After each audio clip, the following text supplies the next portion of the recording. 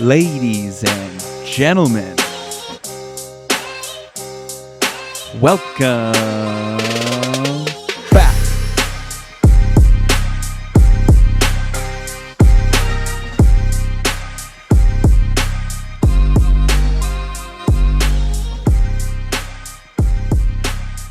Hello, hello. How's everybody doing? Welcome back to another episode of Turf Today, brought to you by Toro. This episode is being recorded on the Superintendent Network. My name is Adam Kershane. I'm joined by my co-host, Brian Laurent, and number 79 today with Mr. Jason Bruno of Lynx Nation. He's also the green team leader at the Atlantic Technical College. He's got a lot going on, some great stories. You guys will enjoy him. We got to let you know you will see Adam, myself, down at the Superintendent's Hockey Tournament in Niagara Falls next week. That will be good. Following that, we are heading to San Diego, where I'm getting to golf with Trevor. It'll be fun. And then we are going to Torrey Pines for the GCSAA Golf Championships, which I have not swung a club in a while. So we got to get that ready. A little hockey, a little golf. And we're actually hosting a live event at the show. It'll be on Tuesday, and the details will be in this episode. Brian will let you know everything you're going to need to know. You can check out our Instagram as well. We've posted something there. You'll be able to find it, no problem. And of course, we will be on the show floor for the GCSAA conference. Come and find us. We'll have some freebies. We'll do some little interviews, some fun stuff. The show is the show. We can't wait. I highly recommend you check out the welcome reception, which is going to be on the USS Midway. And yeah, definitely get to the trade show. There's going to be some other educational things you're going to do and networking and stuff, but those are two big events you don't want to miss. There's also a 5K, so bring your shoes. Our presenting sponsors, the Andersons' first segment of Ask the Agronomist, featuring Ben Pease, is today. Catch you on the flip side.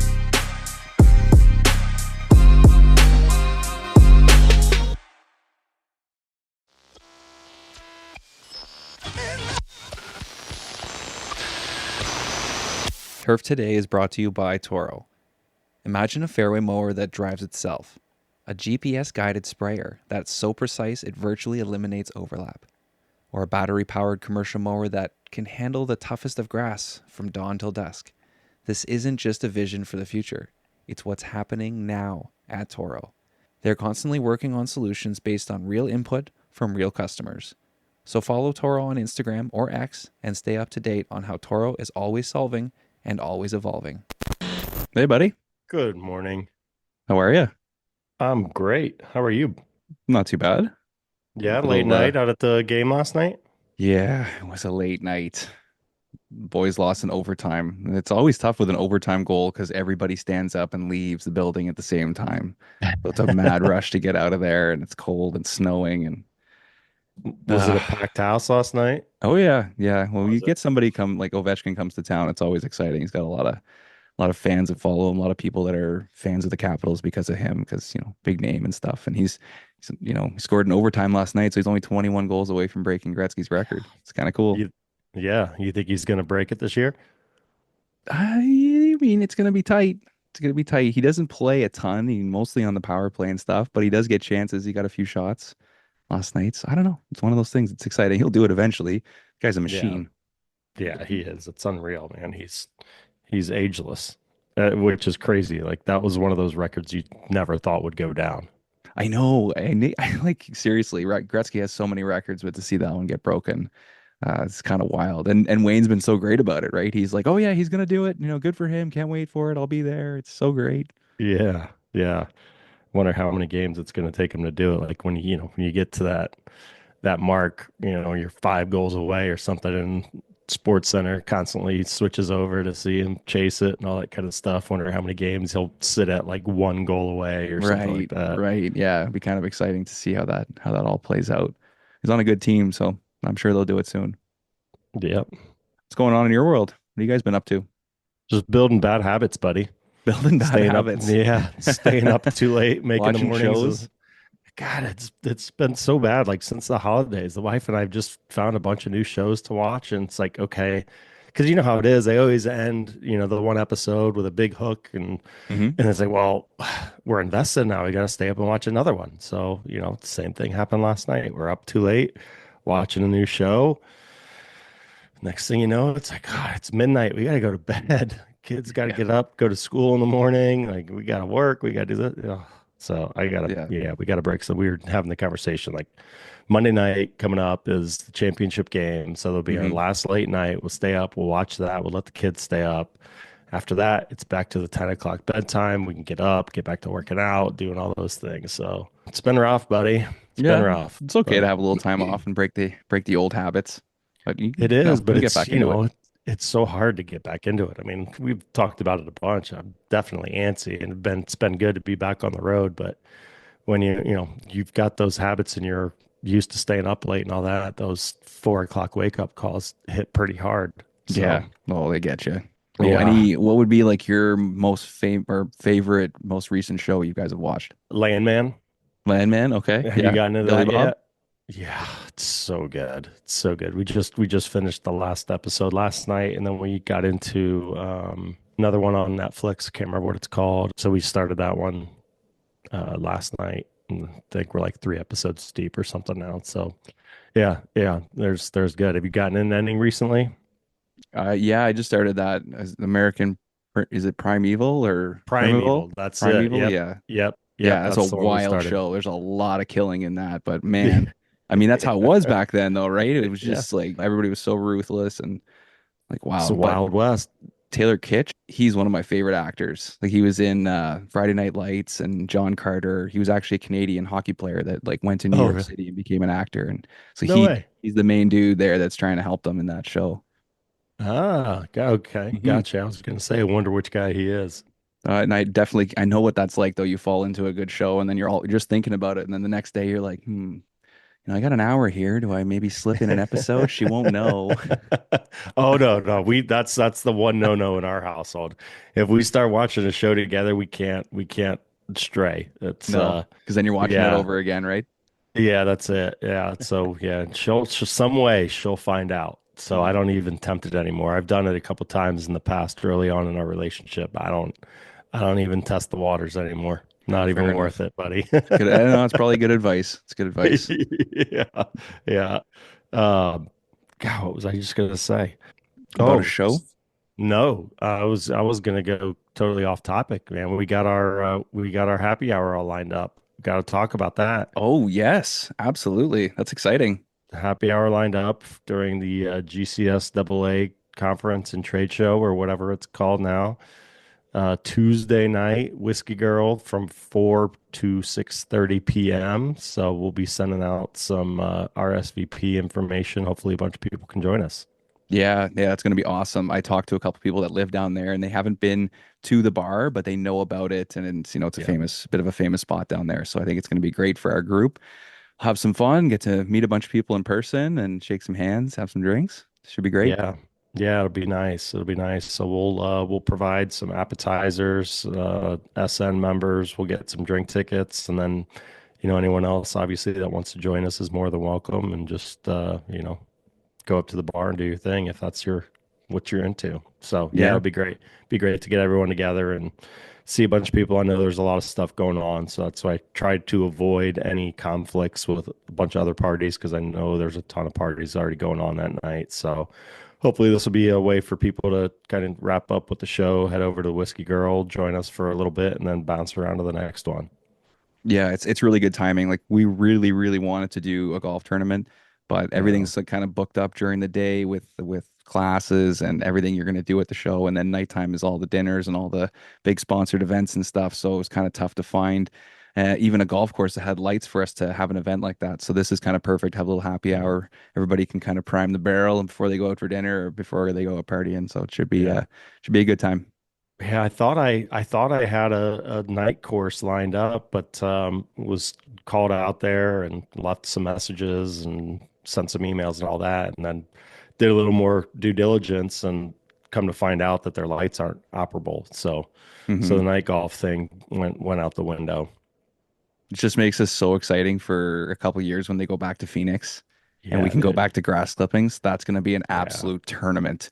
Like, Yeah. holy shit, that's going to be so much fun. Yeah. Oh, we had a packed house last year with the format that we did with the little Yeah. shootout format, which is a ton of fun.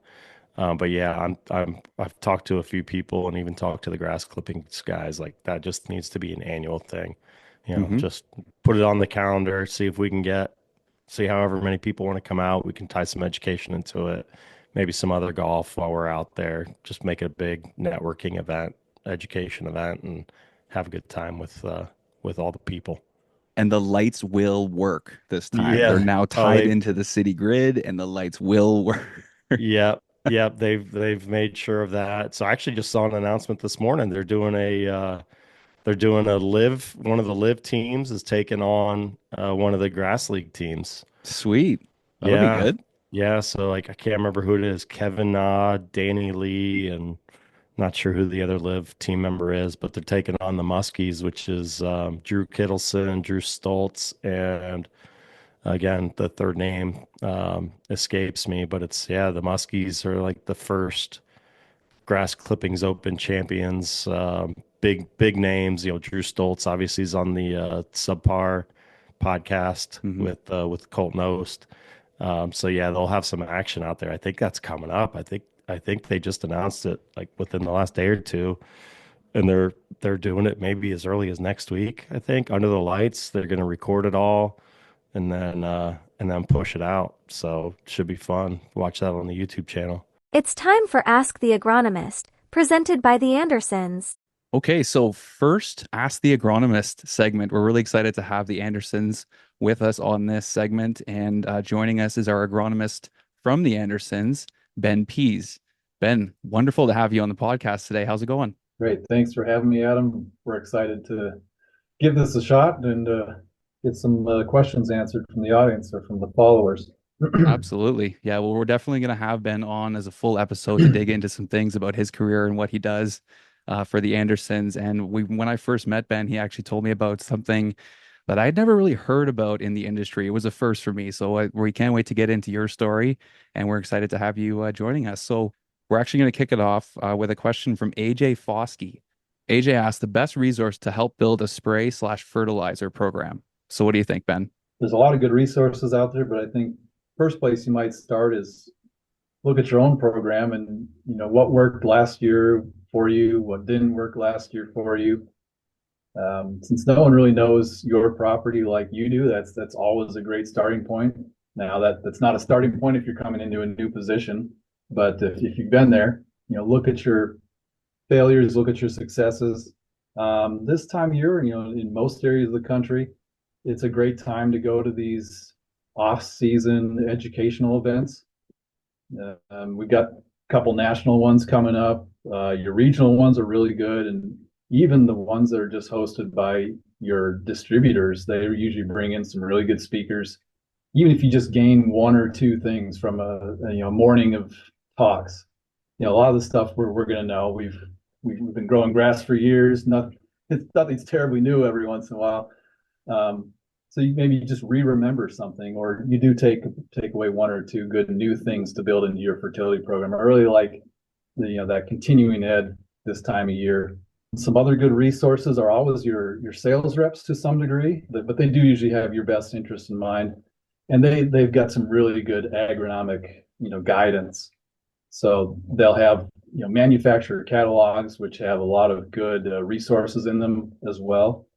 So the catalogs, the manufacturer websites have a lot of blogs and points of information to glean.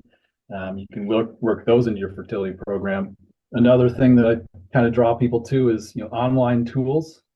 So the Andersons does have a really good one called the Turf Nutrition Tool.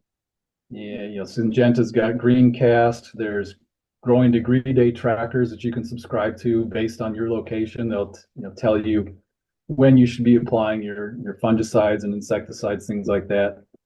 Weather trackers are another really good online tool, of course.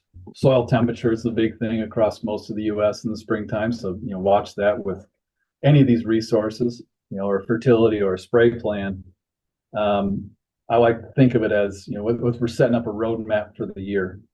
But, the destination, there's many ways to get to the supermarket if you want to go get something for dinner. But, you can change those things. You can stick to the same route you've always been doing. When we think of a fertilizer plan or a spray plan, we're looking at week by week or month by month, things of that nature. And it really plays into the time of year.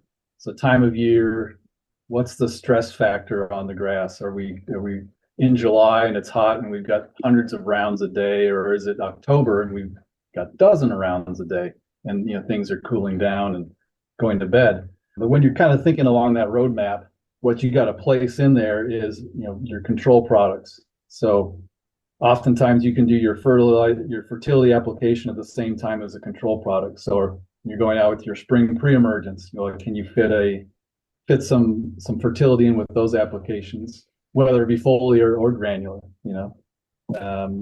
Post-emergent stuff can also be tied to a fertility application, and your fungicides, insecticide applications. We can tie those things all together and save some labor time, save some machine time. But specifically when we think about nitrogen, you want to think about what are the soil temps at the time of your planned application. Is it in the spring and our soil temps are low? Maybe we need to pick a different nitrogen source than we do in July. We've got a few things. We've got soil temp, we've got turf stress, we've got time of year, we've got all those things relate into how the turf growth pattern is emerging. And so that'll tell us, how much nitrogen to use, what kind of nitrogen to use, fast release, slow release, things like that. And you can even weave it in now. Are we going to spray it or are we going to spread it? So, man, you've got 6 plates flying up in the air right now when you're putting this roadmap together, but they're all going to land together, hopefully. And you pick, does it have a control product? Is it liquid? Is it granular? How much are we using? And a lot of that is weather-based and time of year-based. But a general thing is you want to have a good granular feeding, base feeding kind of a thing.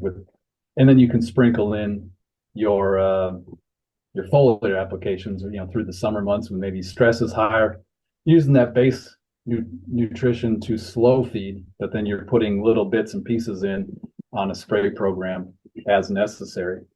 So these roadmaps, you don't want to just adopt a set it and forget it attitude. We can put these things together. We can spend weeks putting these together in the off season, and in a matter of a few days, the whole thing gets changed. So yes, it's good to plan. It's good to say, I need this in the shed, I need this in the barn, but know that you can't just set it and walk away. You have to kind of tinker with it as Mother Nature throws wrenches into the gears and tournaments get put on you or events. So don't be afraid to change it up.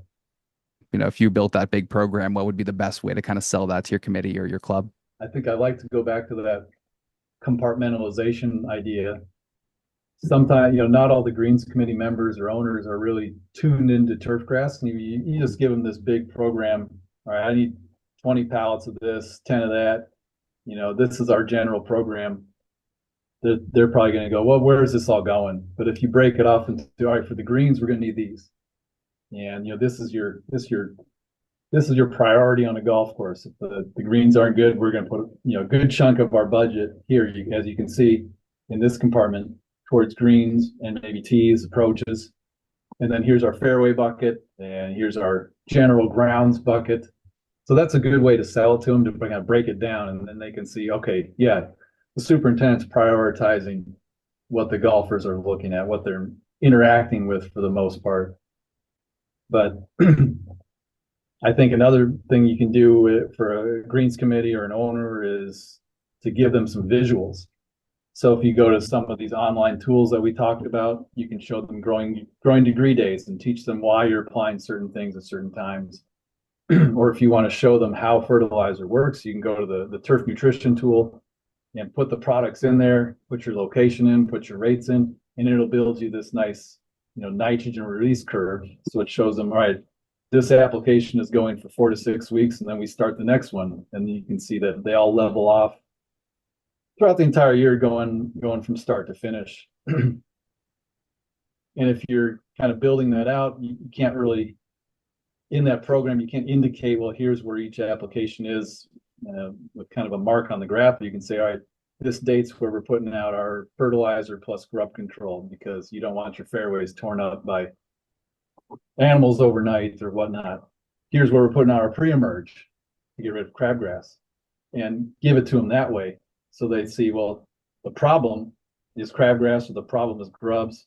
Here's the solution, and here's why we need to do it at this time. And I think that pulls it together, the visual nitrogen release graph with, telling them, all right, here's this application for this problem, this one for that. And that kind of gets them away from just a big old list of products or a number at the bottom of the sheet, but here's where each one of these are going, and here's what they're doing. Yeah, I think that makes a lot of sense. We kind of have to dumb it down a little bit, because even us, when we first get into the industry, a lot of this doesn't make sense. And, these products are expensive. So at the bottom of the piece of paper would be a big number. So yeah, you definitely got to go through it line by line and, explain why these products will work on each property or each specific property. So it makes a lot of sense. Ben, we really appreciate you stopping by today for our first segment to the Ask the Agronomist. Ben will be back next week. If you want to get your questions in, reach out to us or reach out to anybody that works at the Andersons, and they'll get the questions into us. Yeah, there's our guy. Really cool. Are you live from the golf cart right now? I am live in our little storage area back here where we have many machines. So we're having a Cleveland-like day here. It's dreary and rainy and no golf being played. Ooh. Well, that's ideal for doing this then, I guess. Absolutely. It worked out perfectly.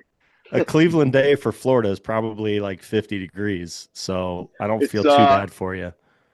It's actually a little better than that. It's about 68. A Cleveland day and it's 68.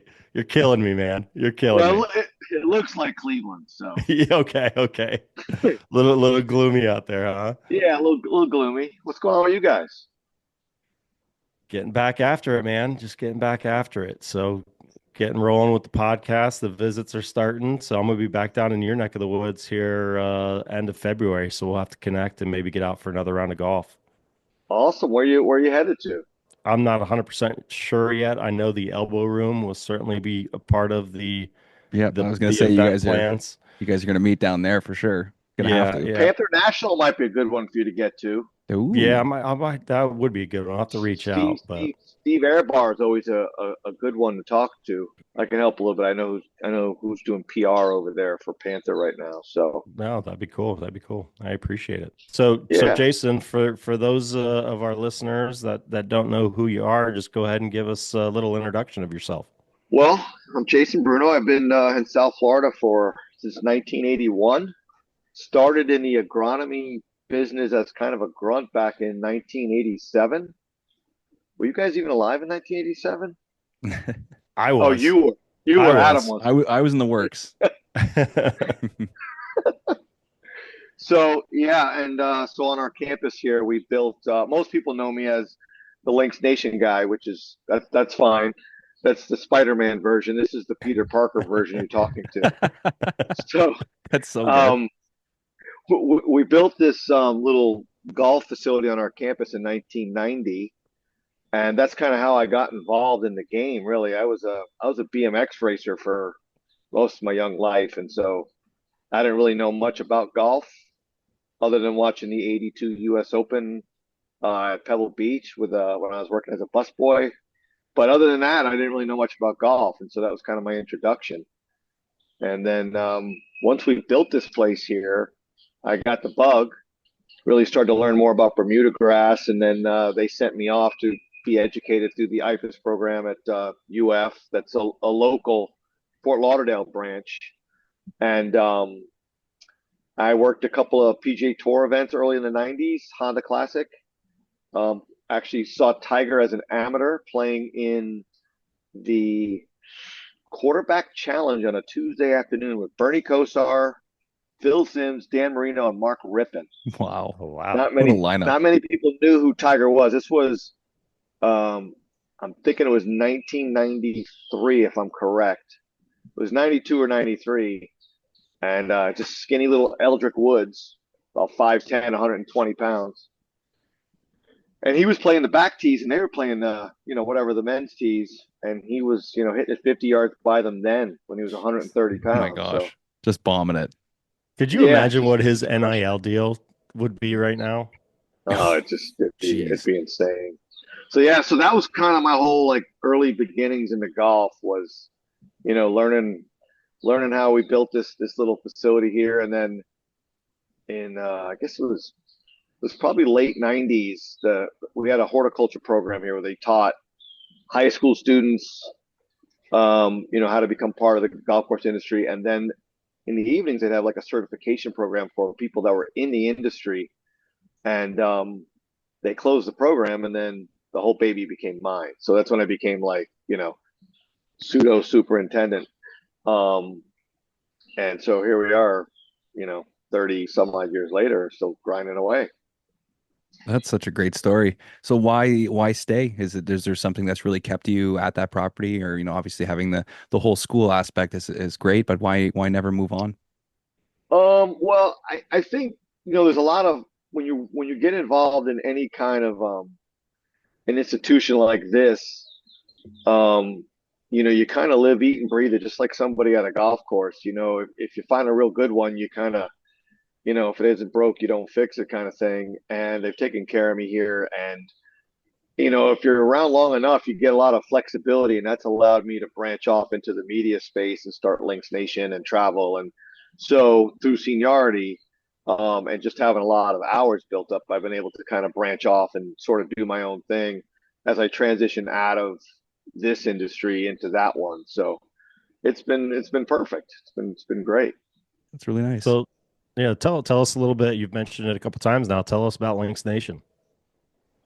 So Links Nation, when I started in 2009, actually, the urging of my one of my partners that was started out with me here in the agronomy side, he moved over to the IT department here on our campus, and he just saw that I was really getting like, I was getting neck deep up into the golf industry and just kind of every single part of it. And he said, "Well, why don't you just start something? You know all these contacts, and you seem to be kind of obsessed with this whole thing." So I was already doing some writing, but I thought, who's going to want to read what I have to say, And he said, "Well, you'd be surprised." And then that's kind of how that whole thing started.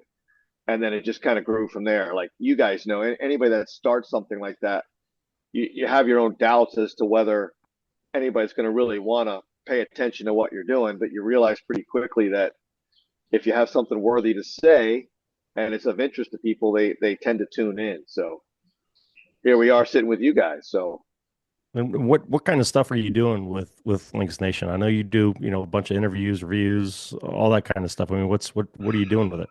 yeah, so I'm one of those people that I get bored if I just do one thing. So if I'm only talking turf, or I'm only talking um, PGA Tour stuff, or like the guys that do, like, let's say architecture. Like I'm really into golf course design, but if I just sat around talking about Redans and Barrett's greens all day long, I'd go nuts. So I like a little bit of everything.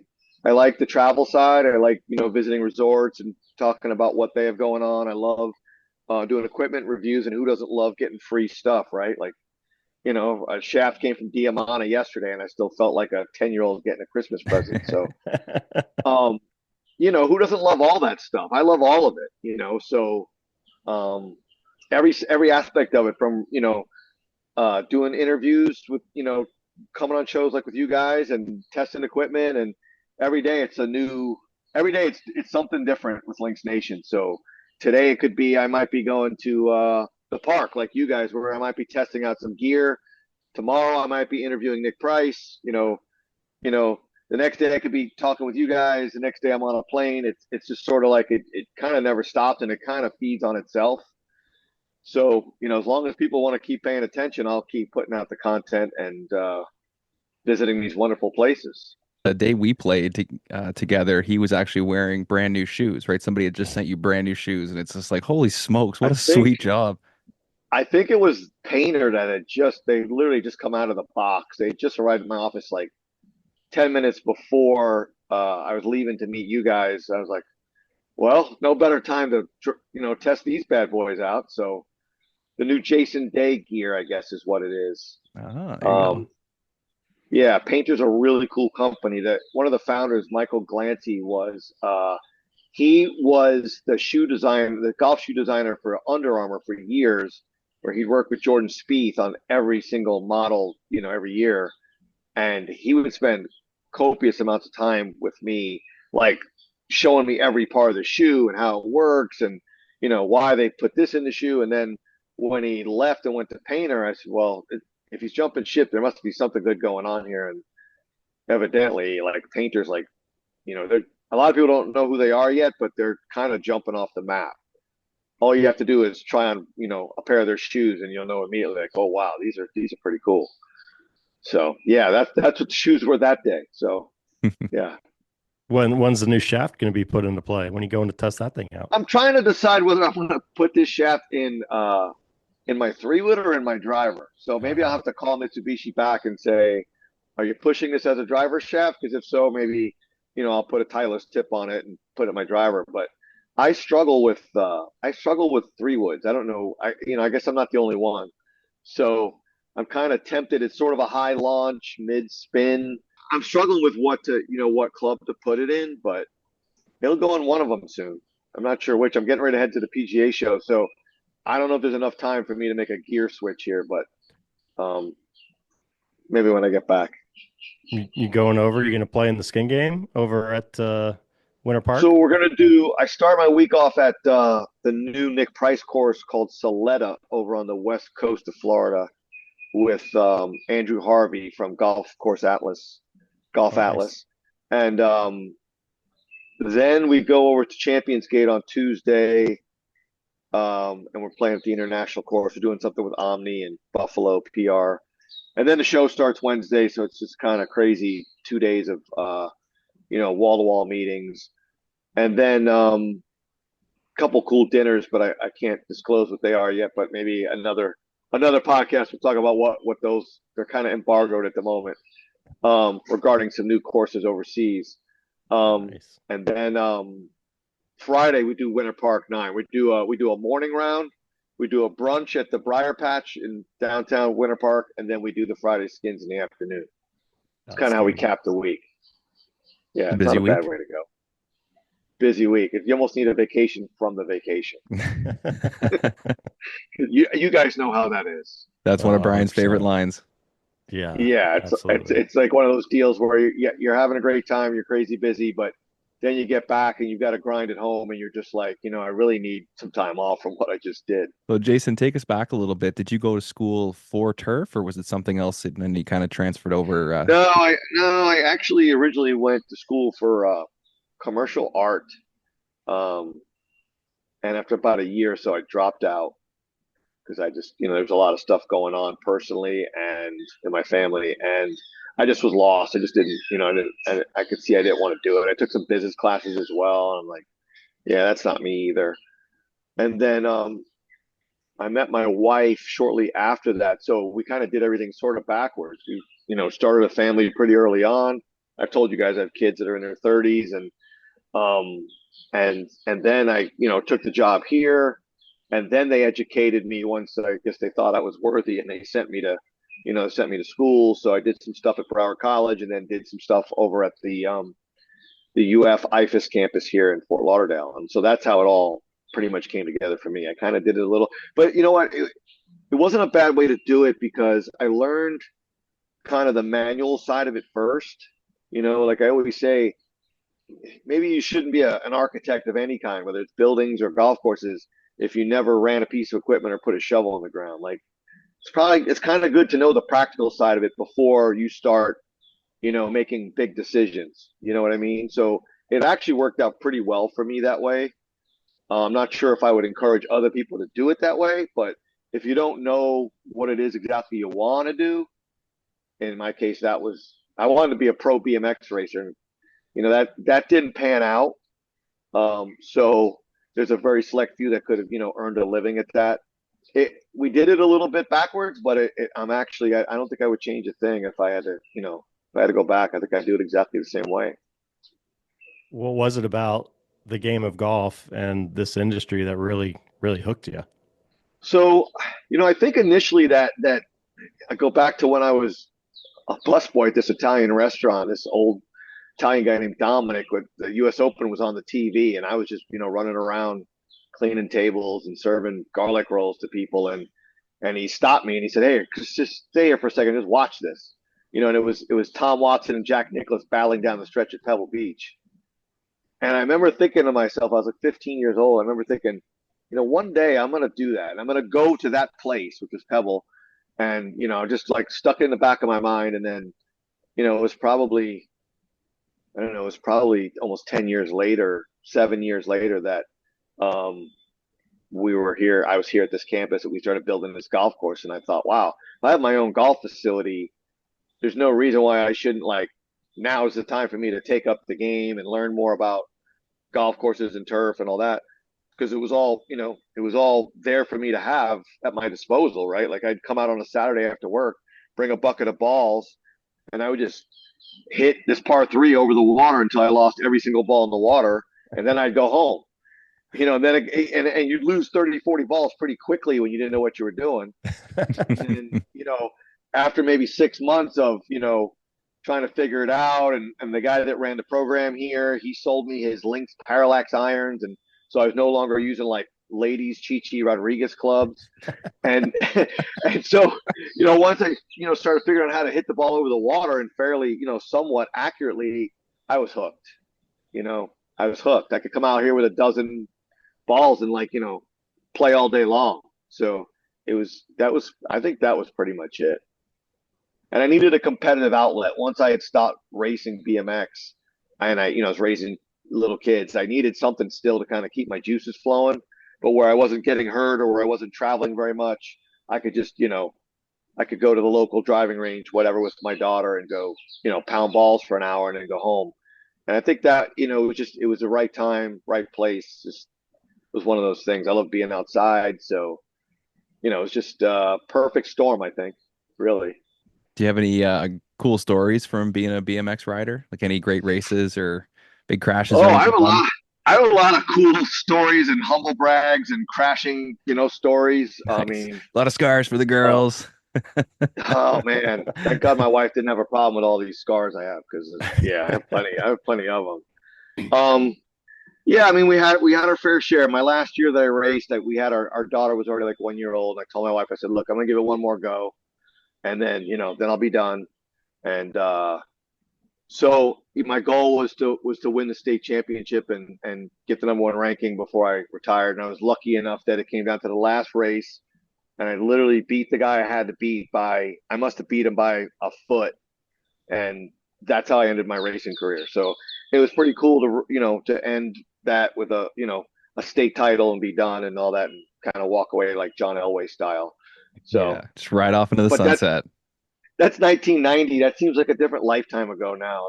It's I still drive past that BMX track every day on my way home because I work south of where I live, and it's weird to I see the kids out there on Tuesday nights, riding around the berms and going over the tabletop jumps, and I'm like, wow, that's pretty weird. It's pretty crazy. So yeah, we could do a whole show on that if it wasn't turf today, if it was if it was BMX today, we could do a whole thing on that. You still jump on the bike from time to time, or is it just something you put I away completely? I finally got rid of the BMX bike several years ago just because I knew that there's no way I could help myself.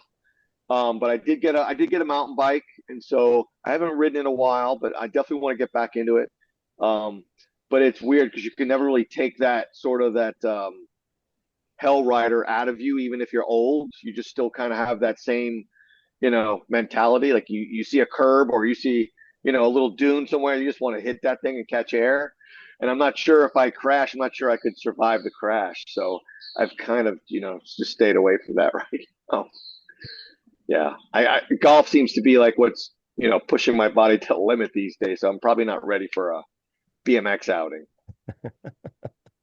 Getting out those, Yeah, stretching those muscles, using muscles you're not used to when you're out there swinging the you clubs. know, it's it's sort of like somebody who has, an addiction to a drug or alcohol. It's I drive past that BMX track and I'm like, thank God it's on the other side of the turnpike because I could pull off the road at any point. You had young kids, right? Did you ever encourage them to do that, or did you get them into golf instead? The BMX thing, no. My Hmm. my daughter followed me around playing golf when she was, an infant, and Hmm. she became a Division I college player.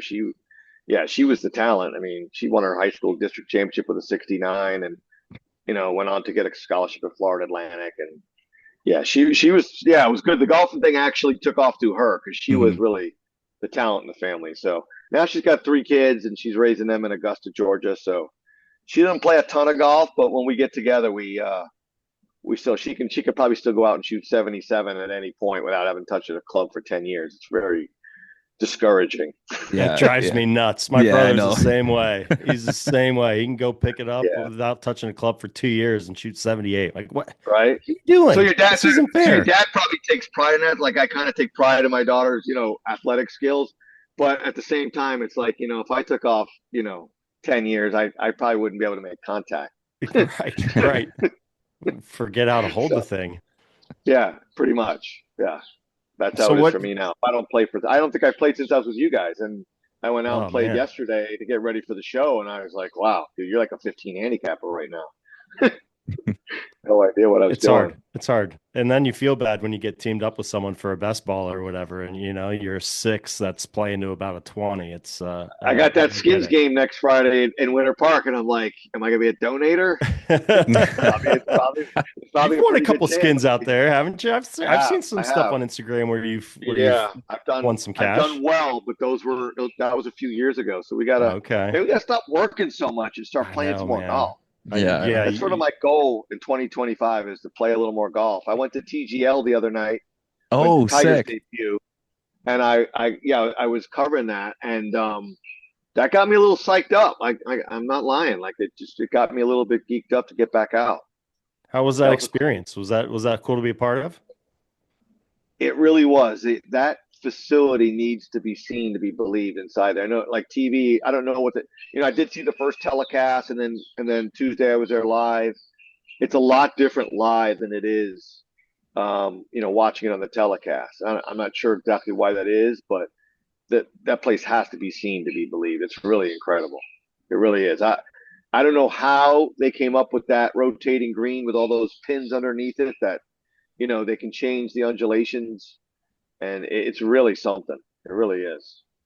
I'd like to know the price tag on that place. I'd like to know. Ooh, and it's the second time that they built it too, so who knows? It's yeah. Oh, it was a bubble the first time.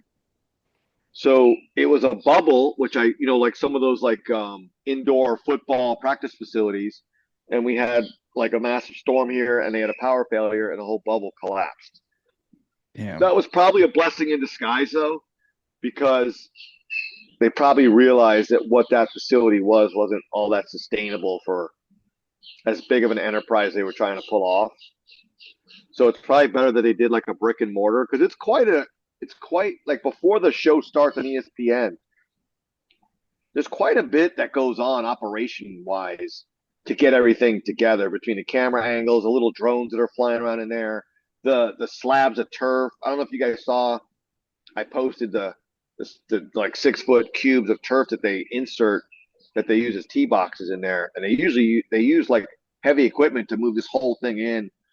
So after the practice is over, they actually switch out the turf cube. I don't know how much that thing weighs. It's got to weigh a couple thousand pounds, and they just insert a whole nother 6 foot turf cube in there. That's like people think it's synthetic. It's not synthetic. They're hitting off of probably like celebration, like half-inch cut tee box, maybe less than that. Maybe it's like 3/8, and then they have like probably like 1 inch, 1.5 inch rough a cube of that as well. So it's quite the operation. That's It's pretty pretty neat. neat. We're having It the really director of is. agronomy of the facility on next week, so it'll be fun to Oh, well, talk to there him you about go. it. So you'll Yeah, you'll get the whole scoop then. Yeah, that's we're gonna it. ask them all the questions. I'll be tuned in. That'll be Awesome. good. Now I'm So I'm supposed to be there next week, but I'll be at the PGA show, so I'll do week 4 when Rory makes his debut. There we go. Oh yeah, that'll be good. That'll be Yeah, really it's good. 20 minutes from that. It's 20 minutes from the house. So how could you Perfect. not? For over 100 years, Standard Golf has been the trusted name in golf course accessories. As inventors and innovators, they design, manufacture, and assemble cutting-edge tools that deliver precision, durability, and eye-catching design, all proudly made in the USA. More than just a manufacturer, Standard Golf is a dedicated partner to superintendents and sport turf managers, supporting their line of work with seamless supply chain and exceptional customer service. At Standard Golf, they're not just manufacturing accessories like the SG Pro Hole Cutter, ST 2000 Cup, Royal Line Flagstick, and Green Activator. They're helping you build better playing surfaces.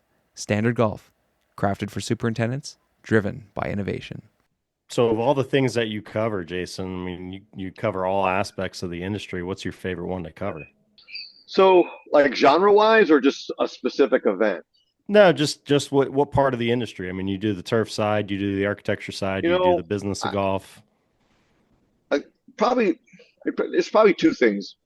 One is talking with, like you guys talking with superintendents and of course architects. I love getting into the nuts and bolts of what they do. Um, they do it on such a bigger, grander scale than I do it. What I do is so much more landscaping, and we manage like 6 different kind of turfs here on this campus. So it's not just a Bermuda golf course. It's all, it's very eclectic. And so that's a big part of it. I love talking to people like Jay Blasi and David Kidd and Ben Crenshaw about their projects, what they're working on. And then the other part probably that I enjoy at least as much, which is a little more on the selfish end, is the travel part. I get to go to Ireland, and I try to mix in, if I'm traveling to Ireland or I'm traveling to California like you do, I try to mix in some trips to go see Javier at Cal Club, maybe get Thomas to join in for lunch or something because I love talking to those guys. Or if I'm in Ireland, I'll sit there, I'll talk to Enda Mulrooney, who has like 400 acres of dunes land on the ocean, and he has a crew of 6. Crazy. A crew of 6. Like, how do you do it with 6? That's insane. Like here in the States, a good sized crew is like, anywhere between 20 and 27, 28 guys, right? This guy's doing it with 6. We're talking about dunes that are 80 feet tall. Like, it's on the ocean. It's there's a lot less inputs over there. There's a lot less, it's a lot more, it's almost like minimalist, maintenance, which there's a side of that I really, really like, where it's just, there isn't the same kind of, let's say, demand on having everything being lush and green over there like it is here. If the weather is such, then it's lush and green. If the weather is, cold and dry or hot and dry and it's brown and tan, then you get fast links golf. You know what I mean? There's a little more, I don't want to say knowledge, but there's a little more tolerance and understanding of the weather dictates the conditions over there as opposed to here where, a lot of the consumers, they just want perfect all the time, regardless of, whether you're dealing with, flood, drought, whatever. So I kind of like the links model. How just the minimalist side of that. I enjoy that. So the travel is a big part of it. But as you know, Brian, travel is kind of grueling too. So Yes, there's something to be said for being home and just grinding on your work at home too. Like it's almost like you can't wait to get on the road when you're home, and then when you're on the road, you can't wait to get home. It's like it's sort of a human nature, I guess. absolutely. That's my home is wherever I am that night, right? I mean, that's basically what it boils down to. Yeah, sure. And My wife tells me when I'm home, I'm not really home at all. So I mean, there's that. Yeah, because then when you're home, then now you're grinding on all the material Yeah. and content that Yeah. just did on the road. So yeah, well, just imagine being Peter Parker, where you're still grinding on turf and then you're on the road. It's like Yeah. you're double dipping. I don't Getting know how tougher you and do tougher to double dip. So it helps well, when the kids are out of the house though, too, right, Jason? oh, it is. But I say all the time, and I don't know. I do a lot more Links Nation content now than I did, say, 10, 12 years ago. But I played golf like 4 days a week back then. And I was, like a +1 handicap, and I was out of work at 2 o'clock. And, it was, I helped coach my daughter's golf team. She was in high school many years ago. And so now it's like I feel like I should have a lot more time because there's no kids at home, but I feel like I have a lot less time and I don't really understand it. I've tried to figure it out. I don't play much golf. I play golf a lot when I'm on the road, but when I come home, it's just a lot of grinding. So it's weird because I in 25 I got to get out. I got to get out on the golf course more for sure.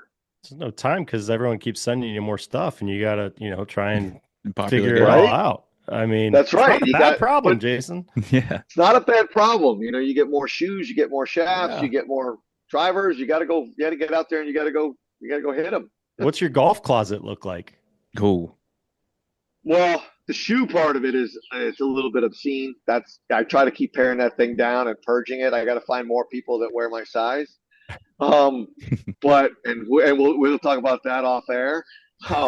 But but yeah, it's I when it comes to clubs, if you look in my bag, a lot of stuff in my bag is old stuff because I don't I'll test a lot of stuff, but unless I think it's better than what I have in my bag, I'm not quick to switch.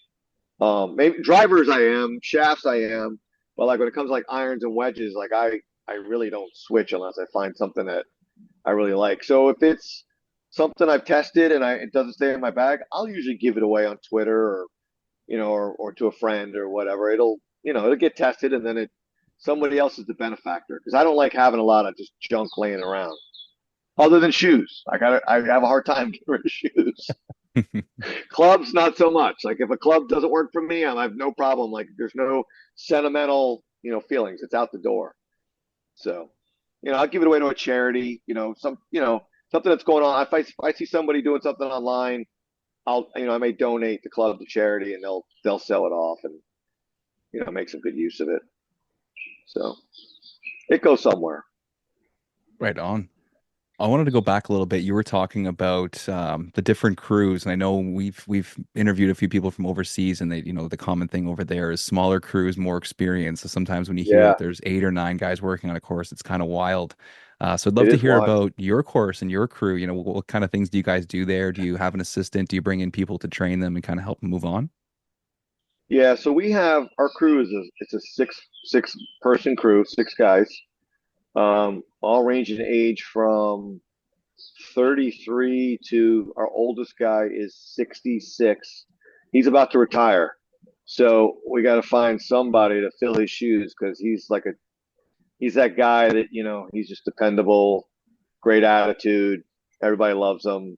Kind of that irreplaceable guy, like you Hmm. say, everybody's replaceable, but there's some people that really aren't replaceable, I think. It might take 3 or 4 people to replace him. Um, So we got to figure out somebody to replace him. I'm really because we're here on a campus. A lot of times our farm system will be people on our campus. So this is sort of a multifunctional campus. We're a college, but we also have a high school on campus. So we can sort of recruit younger people from the school here and figure out if this is something they really want to do with their lives. I think it's getting increasingly harder and harder to get young people into the field. It seems like everybody wants to be doing something on a computer screen rather than grinding out a hot Florida summer. At least that's been my experience. It's been a lot tougher to just find labor that then you can turn into skilled labor. But yeah, I have a good assistant. He's he covers whenever I'm off playing Spider-Man. He's holding down the fort and making sure stuff gets done. So they'll be throwing down about 800 bags of mulch next week when I'm at the PGA show. So There you go. um, Did you yeah, so schedule that? Did you schedule that job knowing you were going to be gone that week? Is that how it worked? No Maybe. comment. You're going to plead the fifth. yeah, It's I'll plead the experience fifth. right there. Look, you've earned it, Jason. You've earned it. We had some other projects going on, so we kept kind of shoving that backwards until yeah, until everybody was here except for Jason. So Oh it's man, gonna work. It's gonna work out fine. that's funny. When we were playing golf down there, you had a really cool Matt Schaefer story that I'd love for you to tell us here. Okay, so I'm guessing this is the Matt Schaefer story at the 13 U.S. Open, where Mike Davis came into the tent. Is that the story that you're Yeah, talking that, and about? then when you saw him afterwards. Hmm. Oh, okay. So yeah, so basically, I think this was probably it might have been the Wednesday of U.S. Open week, 2013.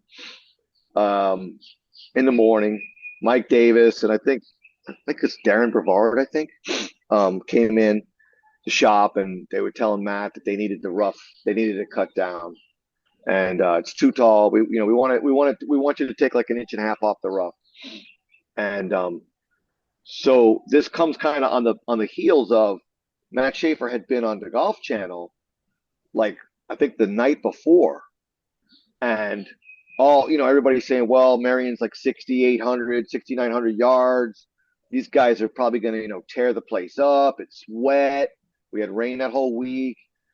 And so Matt was kind of fired up. Like we were in our hotel. Everybody from the like 100 volunteers from all over the world were there, and Matt's on the Golf Channel, so we're all watching the Golf Channel that night in the hotel. And they said, "Well, Matt, what do you think the winning score is going to be? Because people are saying it's going to be like double digits, going to be close to 20 under par. They're going to tear your golf course up." And Matt just like went off, and said, and we were all cheering in the hotel. It was like you could hear like a rousing ovation coming out of every hotel room because Matt was just like fired up. You don't expect that. You expect him to just kind of give like a coach's answer, and Matt's just so old school. If anybody knows Matt, like he just there's not a big filter there. He just went off and said like my golf course is going to beat these guys to a pulp. There's not going to be any 15 under par, none of that bullshit. I think they had to like bleep them out. And so then the next so that's sort of the backstory. And then Mike Davis comes in and he's saying, yeah, I need you guys to cut the rough down. Like you got to take an inch off the top of it, whatever. So they walk out. Matt turns around to his mechanics and he goes, "The fuck we are. You take the blades off those rotary mowers and send those guys out there, let them run through it, make it look like we cut it, and bring them back in." So, and nobody ever told the story publicly, so hopefully I don't get in trouble for saying it. But what the hell? It was 12 years ago, right? Yeah, I was gonna say that. Yeah, a lot of times. grass So, has been so we're cut. all like, we're all like Matt fans. We're like, yeah, Matt, yeah. So the guys go out, the rotary crew goes out, and they go through the roughs all over the golf course. And like 3 hours later, Mike Davis comes and goes, "Guys, roughs look fantastic. Thanks so much for doing that. The place looks great. We're ready to go." And Matt just turns around and gives this like cat that ate the canary grin. He's like, "Fuck those guys. We're not cutting no rough." And Justin Rose won. He won. Excuse my French. You guys can edit my French out, but I think Justin Rose won at one over par. Yeah. And No way. we all Minus 20. toasted Matt that Sunday night, man. After we handed Justin Rose the wicker, we all toasted Matt like, "Man, you're a motherfucker, man." That's great. No, He then is my all-time favorite, man. I was gonna say there was all-time. a time down the road after that where you saw him and you had a nice conversation with him, wasn't there? Yeah, I finally caught up with him at the superintendent show 2 years ago, where you and I met in Orlando, and I was hunting him down. The first day I couldn't find him. I didn't know where the heck he was. I was asking people like, "Yeah, he's at this booth." Then I go to the booth, he's nowhere to be found. I'm like, man, there's no way I could go another time without seeing Matt. Like I know he's in the building somewhere. So next morning it was like 6. I don't know what time. I don't know what time the superintendent show starts. 7 or something like that. Whatever it was, I got there early because I know Matt's an early riser. So I walked over to the booth like before the show even started, and I knew he'd be like in his place. And I just walked right up to him, gave him a big hug, and I'm like, you've changed so many people's lives, and including mine. And I know I've never really gotten to tell you this in person because the last time I saw him was the Sunday at Marion. We hadn't seen each other since. We exchanged a few emails and stuff, but nothing. We hadn't really seen each other. So I just gave him a big bear hug, and I just told him, I said, you've opened so many doors to me. I really can't even express how important you are to me. Even for somebody I hadn't seen in whatever it was 10 years. Guy is just class act, He's all about getting the job done, no nonsense. You know, he's just first class all the way, man. You Love the you guy. you said opening doors and stuff. I mean, how did he help you? Well, I mean, it all started where I went up there to interview him, and it was actually July 4th, 2011, and he was working July 4th. And I was sitting down talking to him, and he got a pretty quick impression that I knew something about turf beyond being a media guy, because I never said, what I do for a living outside of Lynx Nation. And he just called timeout in the middle of the interview, and he's like, "All right, timeout. Who are you? Where are you from? How do you know what you know?" And so then I kind of like gave him a quick, you know, tutorial about me, and for about a minute or so, told him, where I come from, what I do. And then he turns around and he says to me, "Well, how would you like to work at the U.S. Open on my team?" And I just like, my jaw dropped. I was like, "Wow, are you kidding?" And he's like, "No, I'm not kidding. I'd love to have you." So I show up at Marion and I meet all these incredible human beings, from Aaron McCurdy to Dean Lennert from Sydney, Australia, Robert Birdsall, who has since passed away, is a good friend of mine, became a good friend of mine. These are all superintendents around the world that I got to meet. That really, it just, friendships grew. We went on to work the 15 U.S. Open at Chambers under Josh Lewis. That was all because I'd worked at Marion. It looks good on your resume when you worked the U.S. Open at Marion. Oh yeah, we'd love to have you. And then the same guys that I worked at Marion with, I contacted them. I said, "Hey, you want to join me in Chambers?" They joined me in Chambers. Then we met, quite a few other people, and then we went on to work the 19 U.S. Open at Pebble together. And so much so that my buddy Robert Birdsall, he was a super down in Mexico, but he's a native of Michigan. He had been battling cancer for a couple years before the Pebble Beach Open, and he had told his wife that, we didn't know this, that his only goal was to just make it there to see me and Dean and work with us at Pebble Beach. And he did, and we saw him, and he was fabulous, and it was fantastic. And then about 2 months after that, he passed away, and we had no idea that he was even still sick at the Open.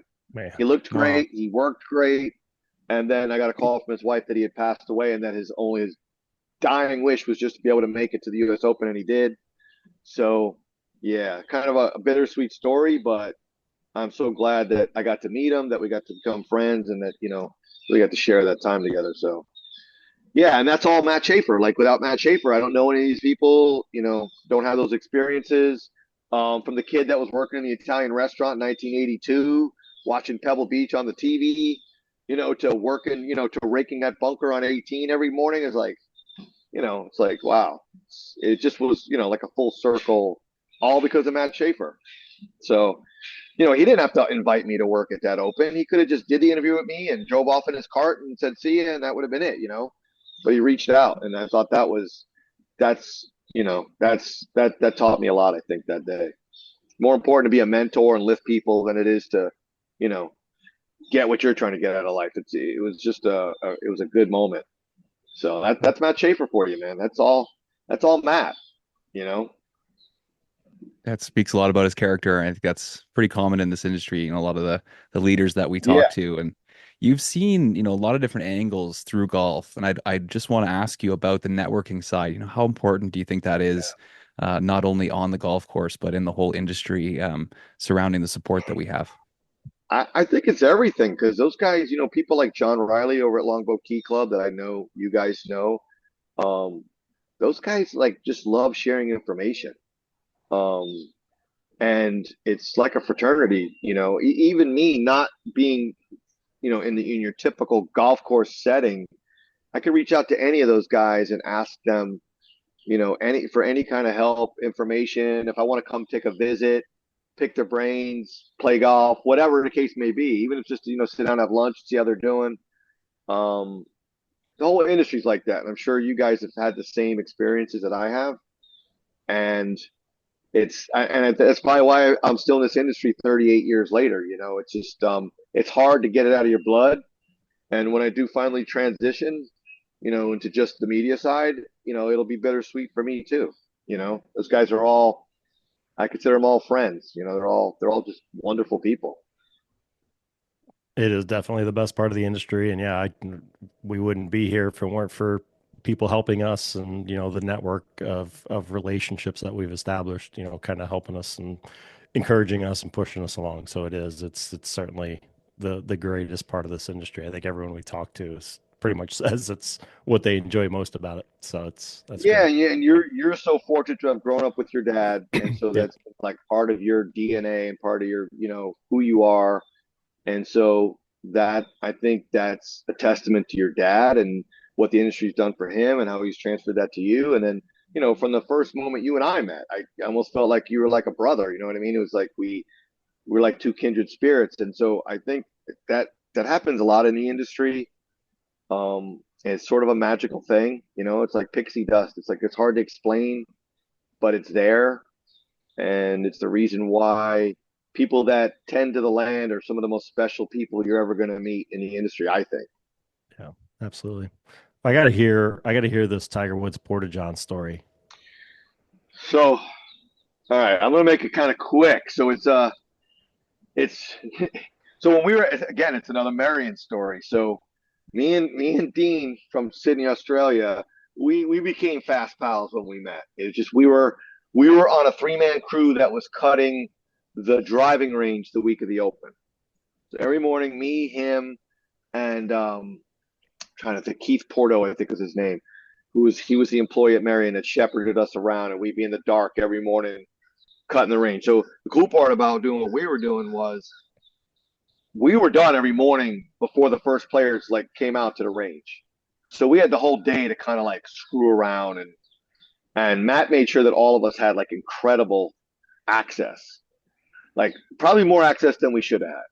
And then Dean and I were like 2 10-year-olds where we'd go places we probably weren't supposed to go.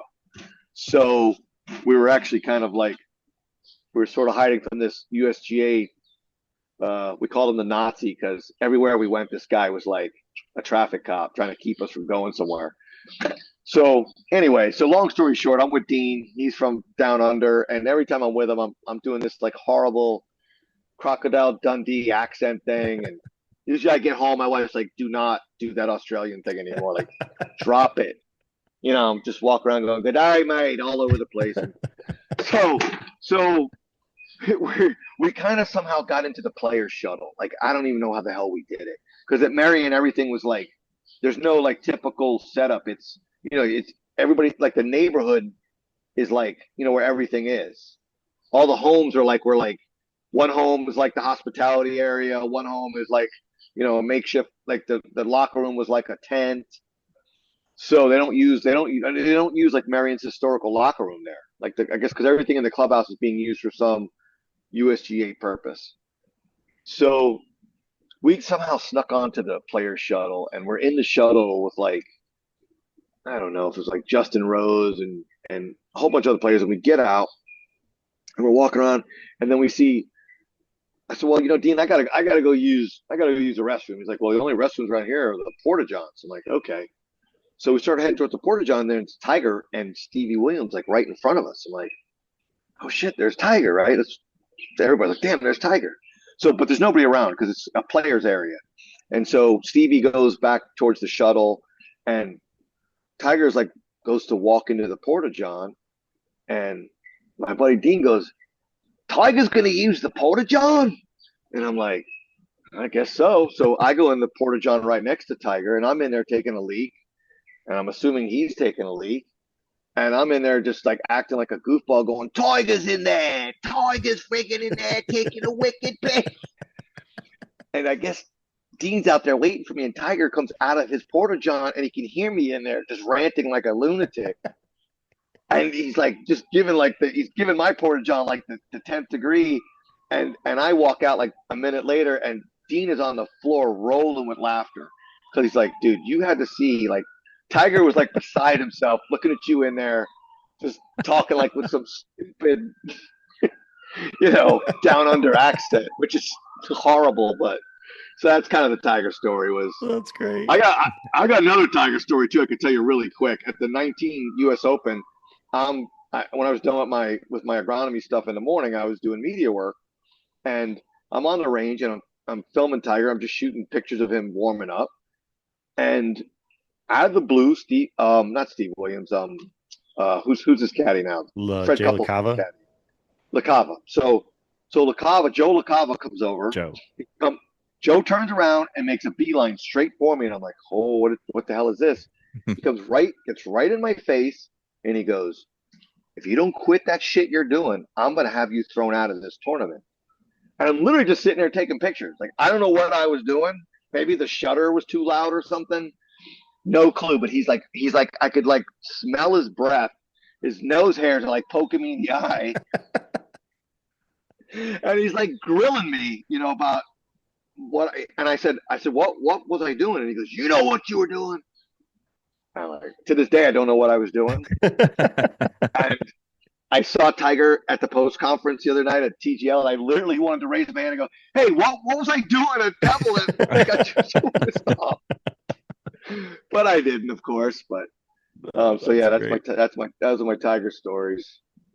So probably if you'd have found out I was the guy in the porta john, he probably would have had me kicked out of TGL the other night. So well, now I know your face is going to be plastered at the entryway, so you're probably not going to be allowed back in. Yeah, so hopefully none of those TGL people are listening to this broadcast. Yeah. He was the Porta John kid. We've been looking for him for years. He was that wicked guy with the bad Aussie accent. Yeah, that's me. That's outstanding. Well, just find a good costume that you can wear, fake mustache, all that kind of stuff. There you go. Yeah, you'll be good.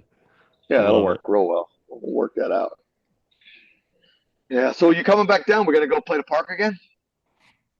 I would love if Brian to. can afford it, Jason, you were hitting every green. No, the lit. Oh, yeah. Well, yeah. I don't think you're picking that place apart. You saw my game. I can't handle wedges. the money game.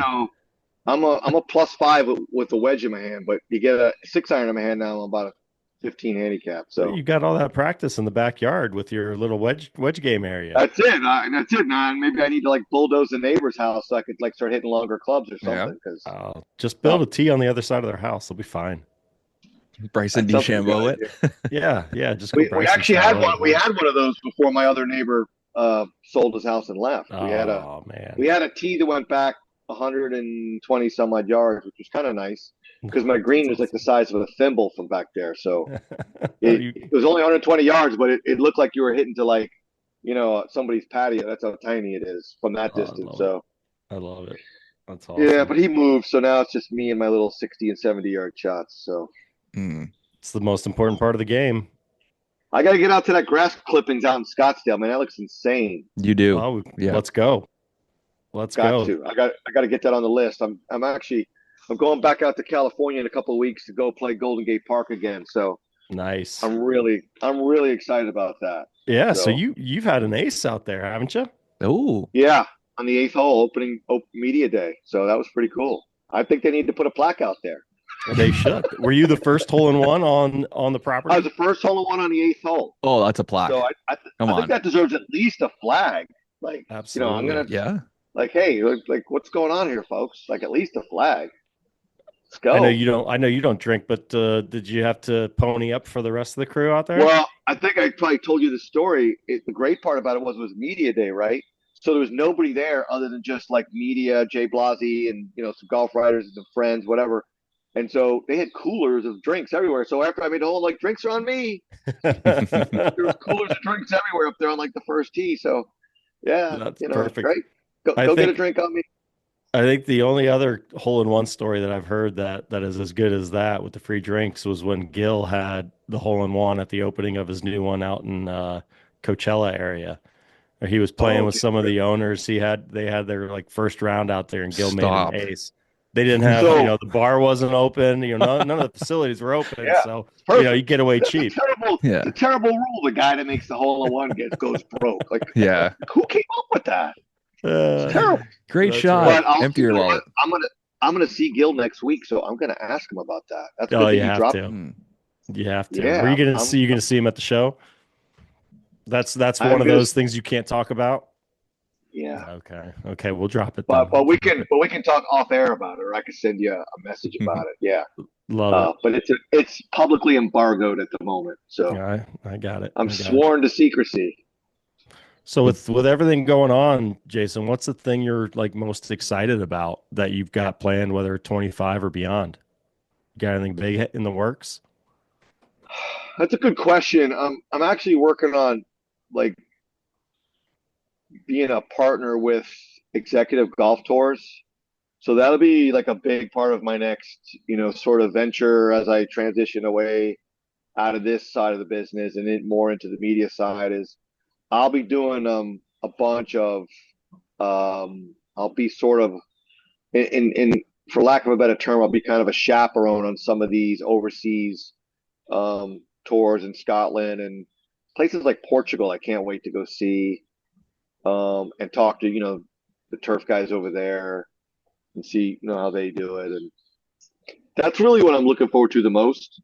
Um, Everything that we've been doing is exciting and it's still exciting, but going overseas a little more and getting to see what some of what the guys do over there is really, I think, probably the next chapter for me where we take this to the next level and I can dedicate all my time to it.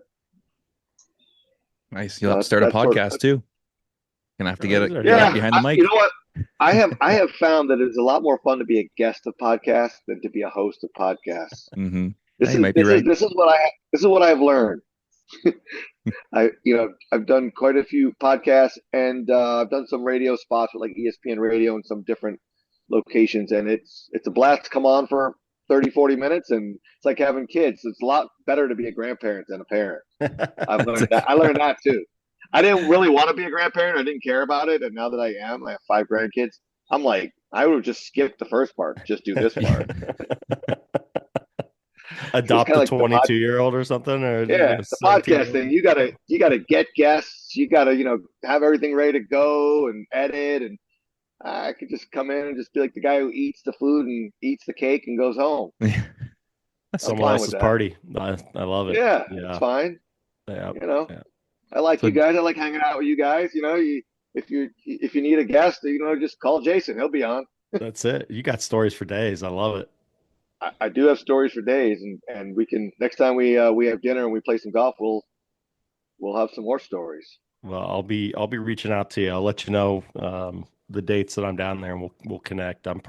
We're staying in Fort Lauderdale again, but I'll be making the trek up. So yeah, the wife's got a conference, so anytime we can piggyback a trip and I don't have to pay for a hotel, it works out perfectly. No, believe me, I totally understand. Yeah. I totally get it. Well, it was a blast hanging with you guys. I wish we could have done more, but we'll do it again soon, hopefully. Yeah, absolutely. I know Adam's already itching to get back down there, so oh my gosh, I miss it. We'll have to make that an annual trip or something. Yeah, we'll do an annual trip where I'll host you guys at the house once I get the green redone. We'll have some games out there. Oh, you have to brush up on your You have to brush up on your 16, 70-yard shots so we don't. Well, no kidding. Have to go. We don't got to go retrieve golf shots into the neighbor's, complex over there.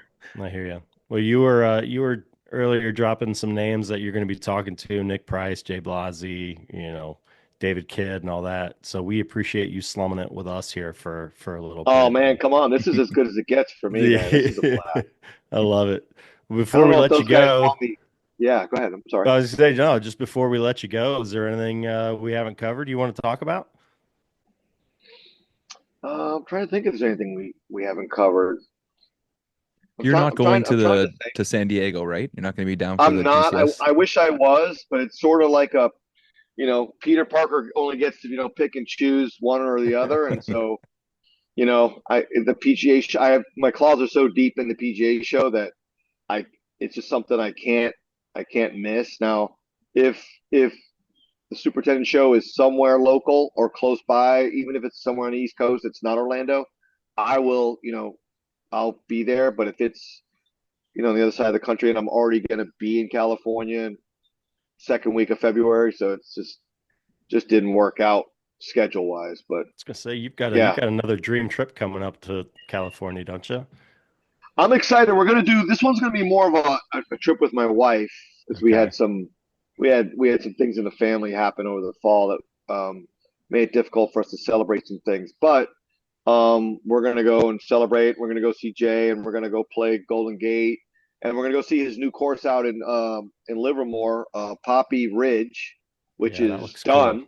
It's great. It's in growing mode now, so I'm pretty psyched about that. I'll probably do a feature on that, and then I'll be back in May for the opening of that, and that's when we'll go. We'll make that a golf trip. We'll go. Nice. We'll get back to Pasatiempo, and we'll get back to see some of the other ones that I'd like to see. The Meadow Club.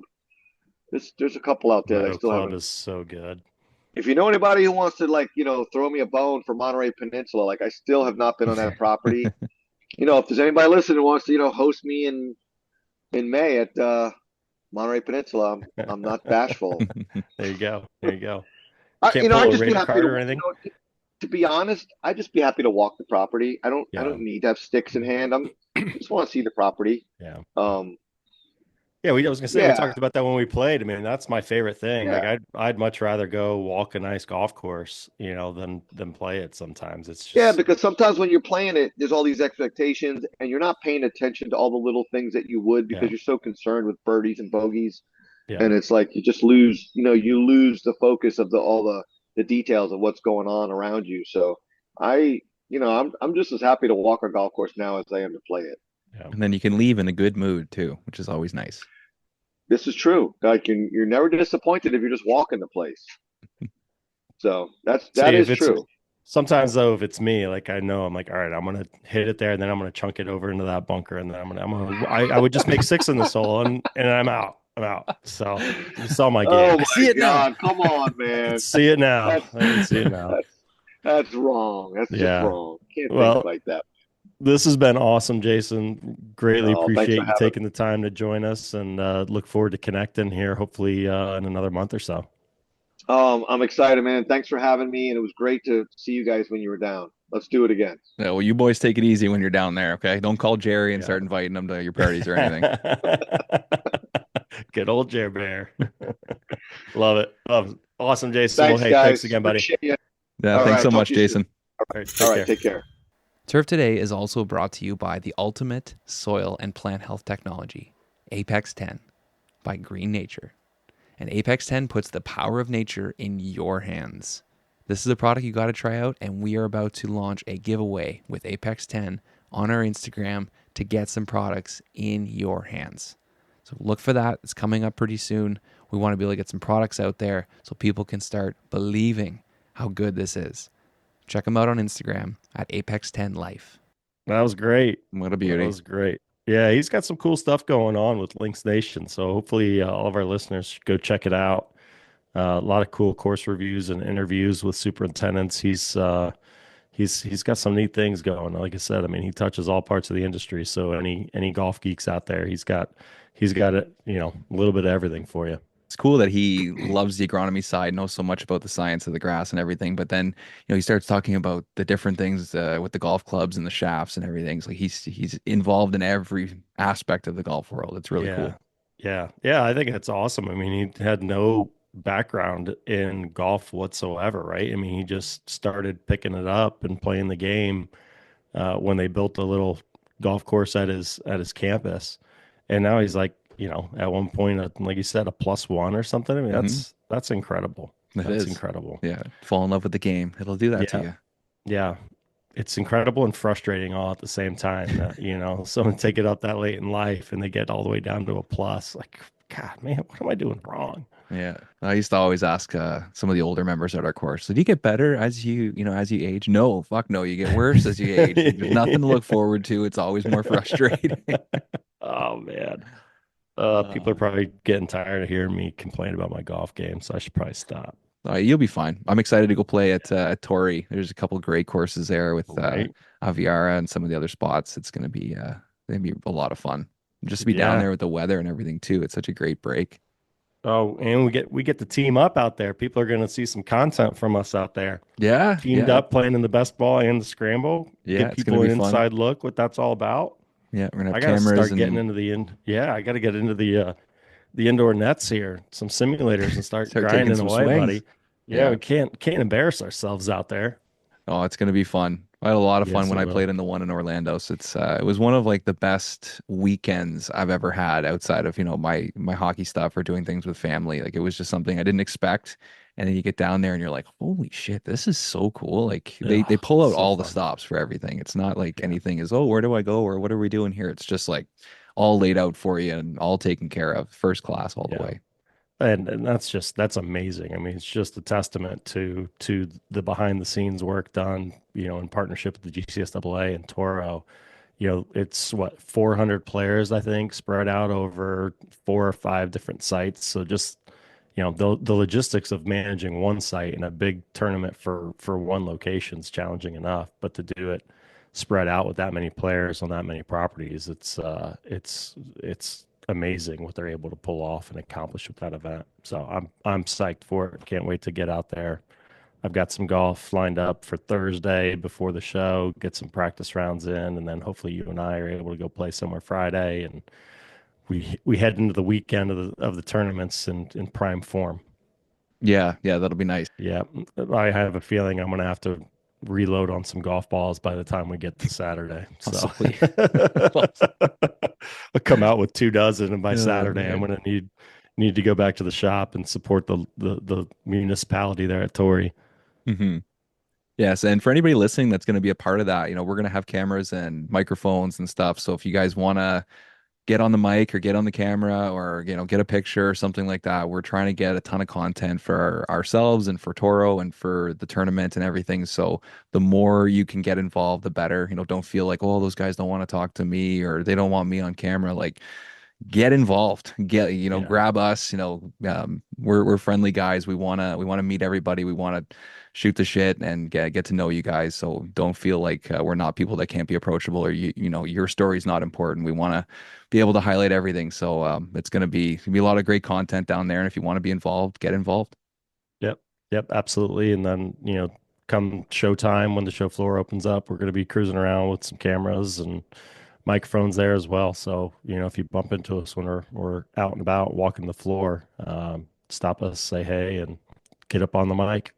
Yeah, yeah. And if we ask you to do something and you don't want to do it, no hard feelings. It's Yep. it's sometimes it's hard to know if somebody actually wants to be involved in something like that. So we Yep. will be asking people. But if you're somebody that's like, yeah, I'd love to be on a little interview or I'd love to be on the camera for something, come and find us and we'll make it happen.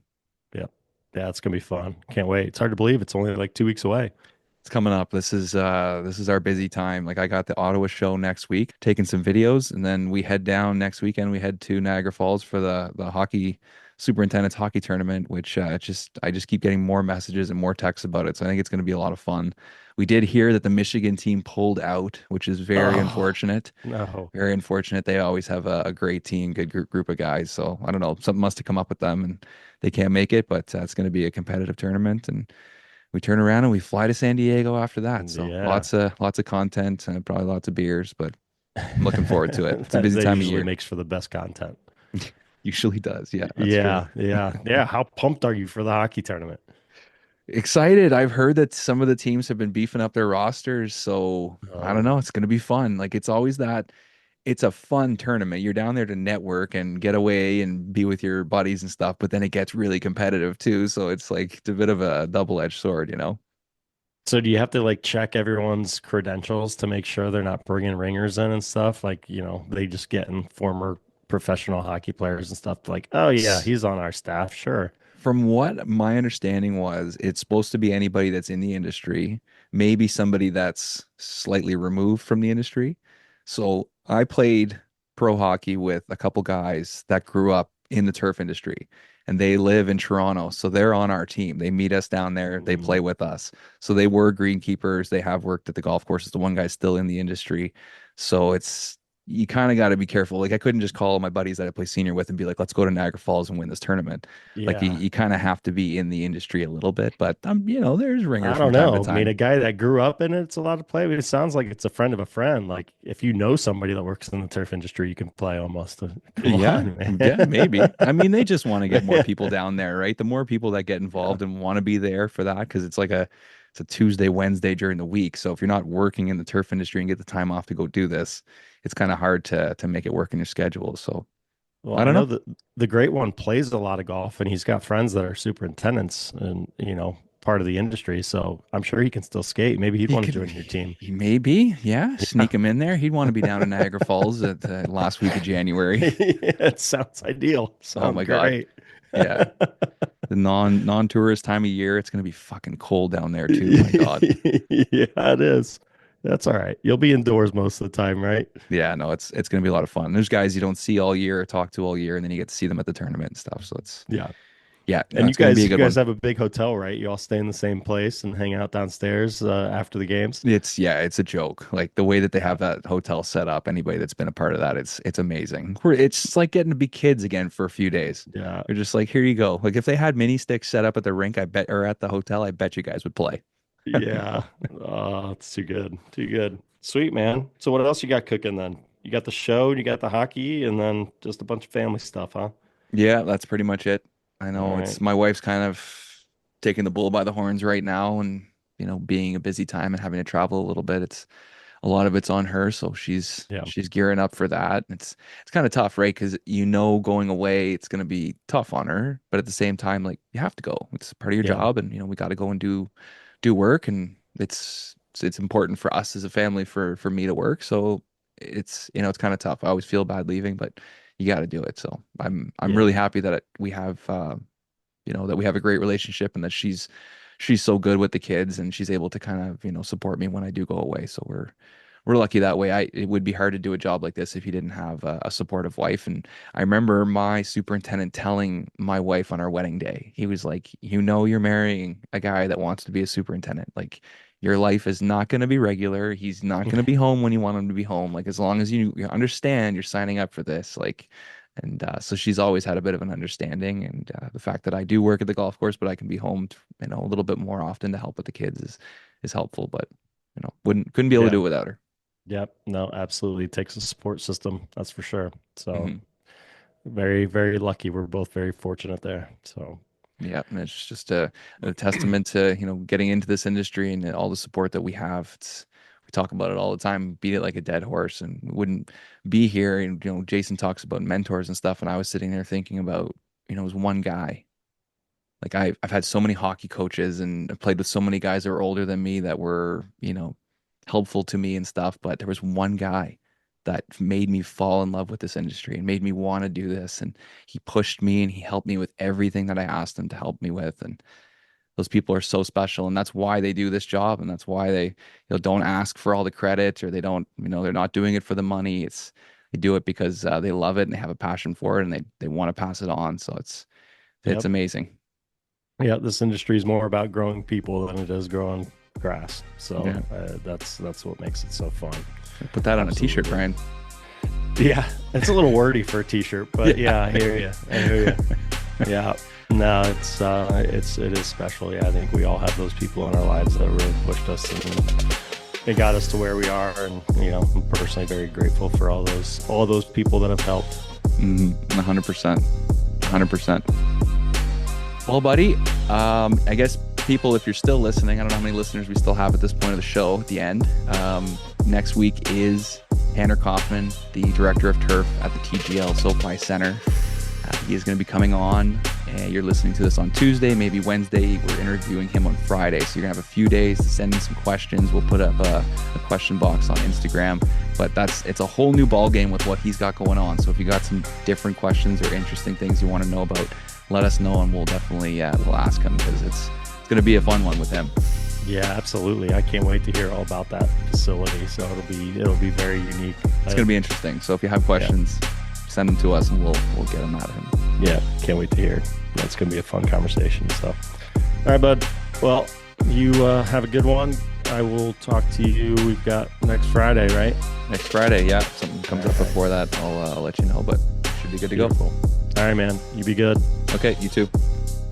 Shout out to Toro, the Andersons, Standard Golf, Flash Weather AI, and Apex 10.